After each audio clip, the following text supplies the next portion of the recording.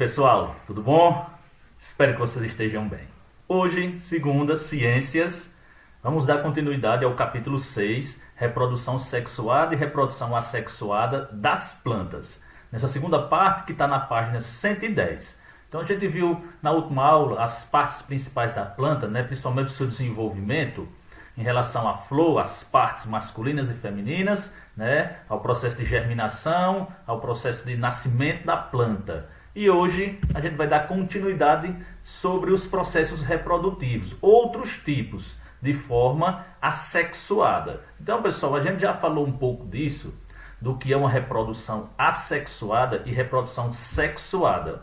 Onde a reprodução sexuada é uma reprodução em que nós vamos ter gametas envolvidos, células reprodutivas. Ou seja, vai ter um aparelho reprodutor masculino que produzirá as células masculinas e o aparelho reprodutor feminino que produzirá as células reprodutivas femininas.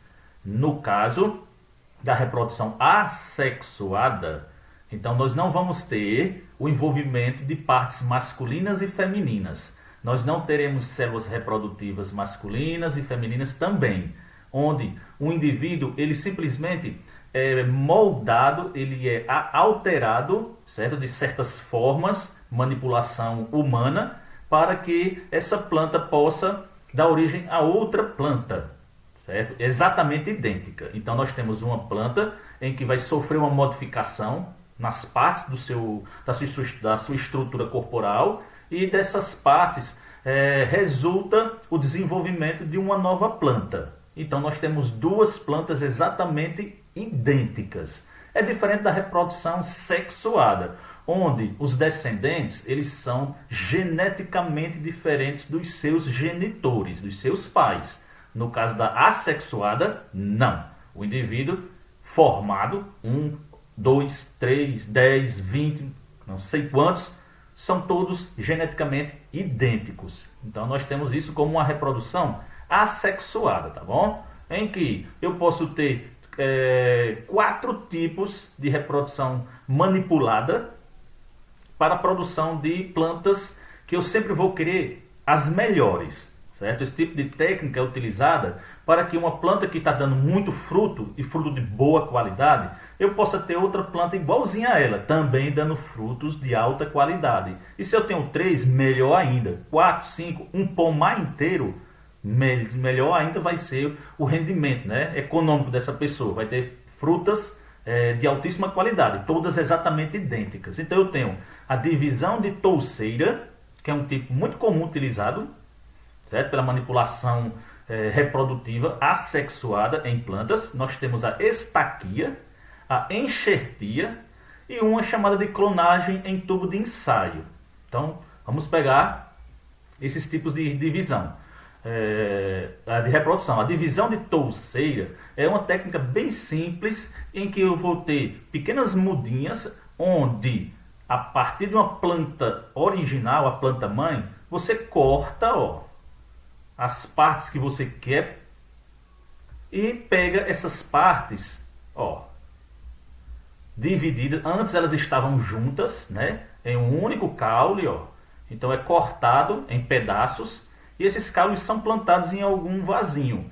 Então, se essa planta original aqui ela produz muito fruto, se eu dividir ela em 3 partes, ela pode crescer, formando 3 plantas idênticas, dando frutos de qualidade. Então, achei bem simples. Divisão de touceira. Você simplesmente corta os caules e planta. Um dos mais comuns. Existe a estaquia, que também se faz de forma bem simples, onde você pega um pequeno broto que você tem na árvore, na planta, arranca esses brotos e planta com essas pequenas estaquinhas aqui, são partes da mesma planta. Cortou aqui e plantou. Essa planta vai dar origem a uma nova raiz, novas folhas, frutos exatamente idênticos, também muito comum. A enxertia ela é um pouco mais demorada, mais complexa, mas que dá para se fazer de uma forma em que você vai ter uma planta tendo duas partes distintas, diferentes. em que eu posso, por exemplo, num pé de limão, fazer uma enxertia, certo? Num pé de limão, de uma enxertia de uma laranjeira. Então você vai ter uma planta agora que está dando tanto limão quanto laranja. Como é que se faz? Eu pego aqui, por exemplo, seja um limoeiro. Eu pego uma parte de uma planta laranjeira, ó, e essa de baixo, o do limão. E faz-se um corte, ó, do jeito que mostra o esquema. E encaixa uma planta diferente em outra. Amarra e a partir de agora eu vou ter um pé de limão, que além de dar limão, dá laranja, porque essa parte aqui ela sobrevive, ela consegue se desenvolver, já que ela está colada, começou a acontecer um processo de regeneração nas células aqui, ó, e essa regeneração faz com que as células se unam. Então agora essa planta é dupla, é um pé de laranja-limão. Você vê laranja e vê limão. Alguns tipos de enxertia são muito comuns também em outras espécies de planta. Então, é chamado de enxertia, quando você coloca uma planta diferente em outra. Então, duas espécies. A clonagem em tubo de ensaio é um tipo de reprodução assexuada um pouco mais complexa, porque é feito sobre condições controladas de temperatura, umidade, luz, certo? Nutrientes, tudo de uma forma bem rigorosa em um laboratório. O nome em tubo de ensaio já diz tudo. As plantas novas que são colhidas, que são produzidas, são cultivadas em pequenos tubos de ensaio. Ó. E esses tubos de ensaio, lógico, ficam todos lá no laboratório, sendo controlados pela temperatura, pela pressão, pela luz, e tudo isso faz com que nós tenhamos umas plantas de alta qualidade. E essa qualidade vai ser repassada para os agricultores, para quem vai plantar.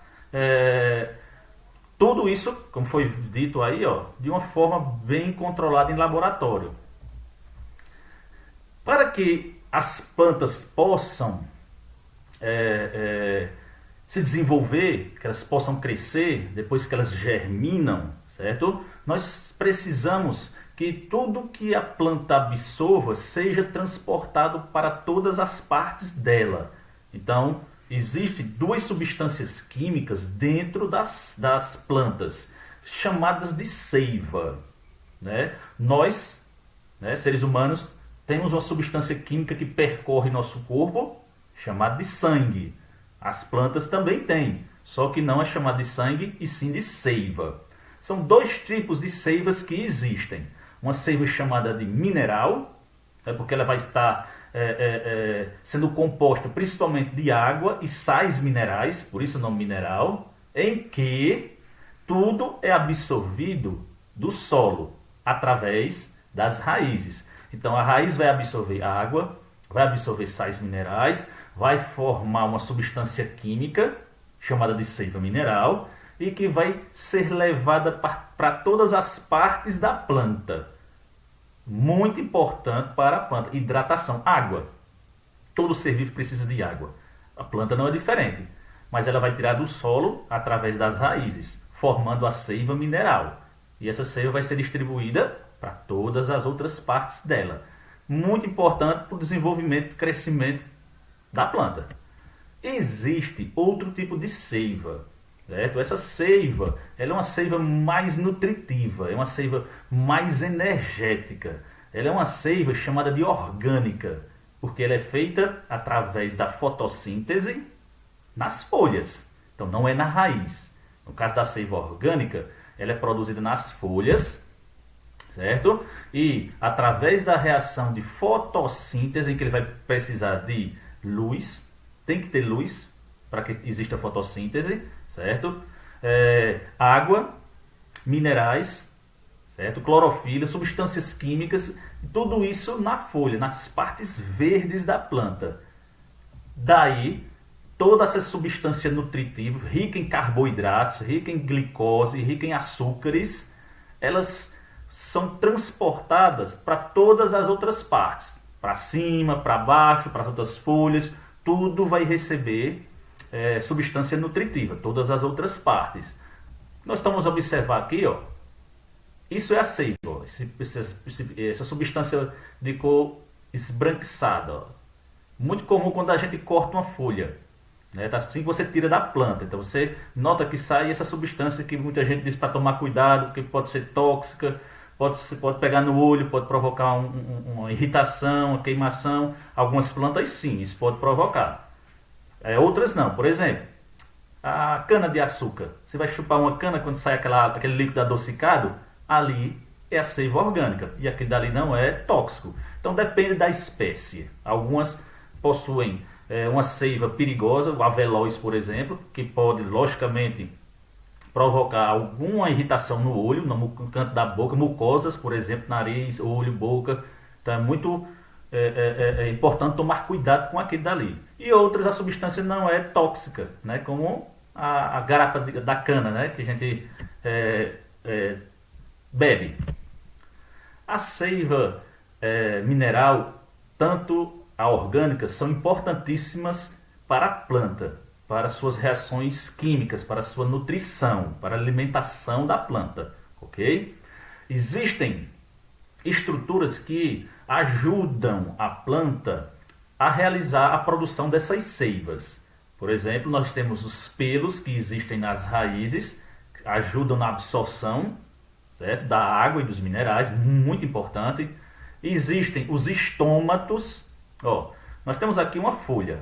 Se você observar, foi dado um zoom, como se você observasse no microscópio, embaixo, na parte de baixo da folha. Não é na parte de cima não, na parte de baixo da folha. Você nota, por exemplo, que a parte de cima da folha ela é muitas vezes de um verde muito escuro, um verde forte. E quando você vira a folha, já é um verde um pouco mais fraco, um verdezinho mais claro. Certo? Nessa parte do verde claro, nós encontramos pequenas aberturas, furinhos, que uma hora está fechado, outra hora está aberto. São chamados de estômatos. Esses furinhos aqui, ó. Aqui é visto ao microscópio. Ó. Isso aqui é a porta de entrada e de saída de substâncias da planta. Principalmente gases, como o oxigênio, gás carbônico e água. Então você, por exemplo, está parado debaixo de uma planta e sente gotinhas caindo, você lembra que pode ser uma chuva. Está chovendo. E algumas pessoas sabem que não e dizem, não, a planta está chorando. É um ditado antigo que se tinha. A planta está triste, aconteceu alguma coisa. Mas na realidade aquele dali é um controle hídrico, um controle de água. Certos momentos em que a planta absorve muita água do solo, é preciso que a planta libere, porque ela está tendo digamos assim, uma hidratação excessiva, ela tem muita água. Então ela abre essas portinhas aqui, ó, chamadas de estômatos, e começa a pingar água. Em momentos de seca, por exemplo, esses estômatos estão fechados, porque a planta não pode perder água. Então é um controle de entrada e saída de substâncias. Ó, aqui, ó, o microscópio você vê, ó, os pontinhos aqui. Ó. Tudo isso aqui são estômatos. E existe uma substância na folha também importantíssima para a fotossíntese, chamada de clorofila. Ela é verde, então por isso que a folha é verde, ou esses verdes aqui, é devido à presença de uma proteína especial que ajuda na realização da fotossíntese, para a produção da seiva orgânica, da seiva nutritiva, rica em substâncias químicas energéticas. Então, nós chamamos de substância de clorofila. Então, para que a planta realize a fotossíntese, ela precisa da clorofila, ela precisa de água, ela precisa de oxigênio, ela precisa de gás carbônico, ela precisa de substâncias, todas elas reunidas lá na folha, para a realização dessa reação química, chamada de fotossíntese. E o sistema vascular é o que vai levar a seiva de um lado para o outro. Ou seja, por exemplo, nós temos a fotossíntese sendo realizada na folha, né, através da reação química que eu acabei de falar, e que essa substância precisa se espalhar pela planta. Então é preciso que exista canais, pequenos túbulos, pequenos vasos, e como se fossem nossas veias e artérias, que levem a seiva para um lado e para o outro. Ó, isso aqui é uma nervura, ó, Então por aqui corre a seiva, nesses fiozinhos aqui, ó, são os vasos, ó, que eles se irradiam. Se você observar, ele se espalha por toda a planta. Aqui eu tenho, ó, esses vasos, esses pontinhos aqui, ó, é um túnel. Como eu visto aqui é o microscópio, ó. Foi um corte de um caule e aqui você vê um furo. Olha lá aqui, ó. Por aqui é transportado tudo que a planta necessita para a sobrevivência. É transportado as seivas, tanto a orgânica quanto a seiva bruta.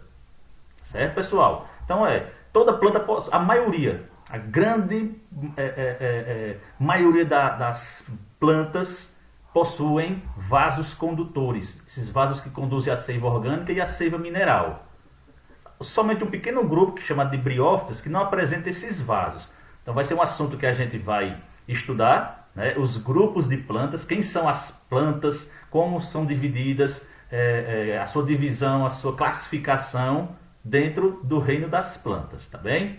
E por hoje é só, espero que vocês tenham gostado. Até a próxima e fiquem bem, beleza? Tchau!